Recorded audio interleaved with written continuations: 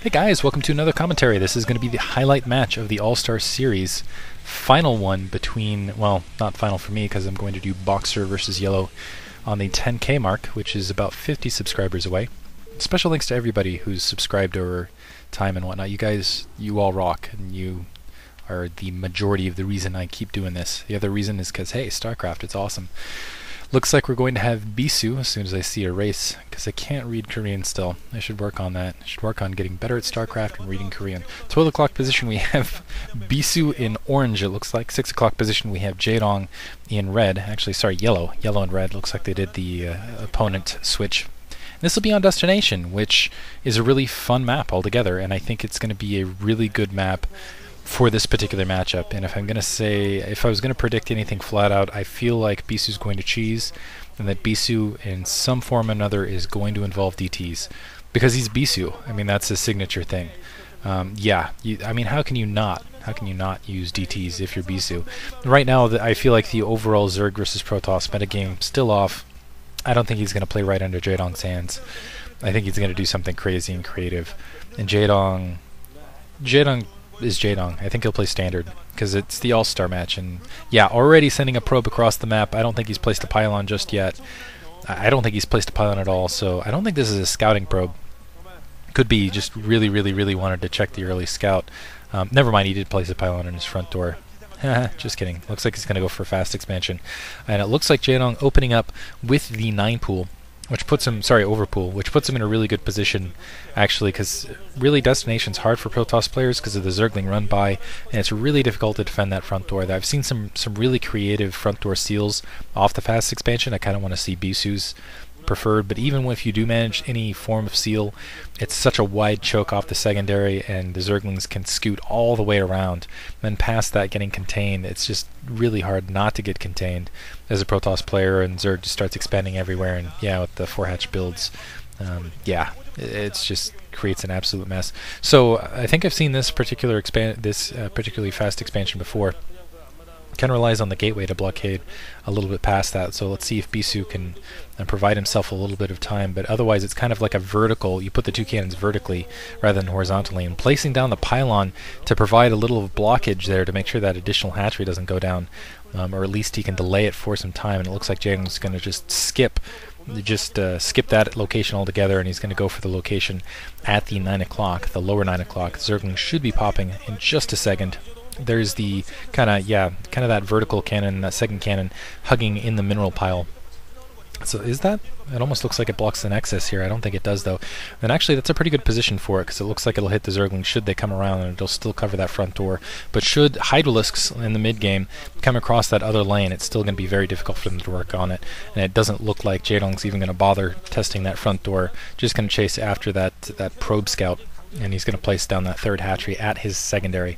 And Bisu very aware. Okay, it doesn't. It looked kind of, the way the map, it looked like it was a little bit more over, and there's that gateway creating the seal on that other edge. So Bisu still, let's see what he's up to. He's still Bisu. He's still capable of pulling the shenanigans. Going to be a little bit more difficult with that 9 o'clock expansion up, but I'm kind of curious if he's just going to go for a longer standard game, or if he's going to try to mix it up. And I still think he's going to try to mix it up. And I really do like that front door design. It's actually rather nice. Secondary still not up. Looks like he has placed his gas. He's going to try to check out that 9 o'clock just to make sure that an expansion has been planted there. The Zerglings look like they're trailing, and they might be able to block that probe out. They are going to be able to block that probe out. But I think Bisu knows that the expansion's there at that location nevertheless. I think he might be, well, it would be way too early for his sunken colony at that location. The hatchery's not even up. And there's the cybernetics core actually being hidden behind the gas, maybe to throw Jaedong off a little bit when he starts moving the Overlord there. And it looks like Jaedong, going for the quick layer. I'm not sure if he has the gas down in a secondary or not. So I think Zergling's not quite able to get that probe scout once again.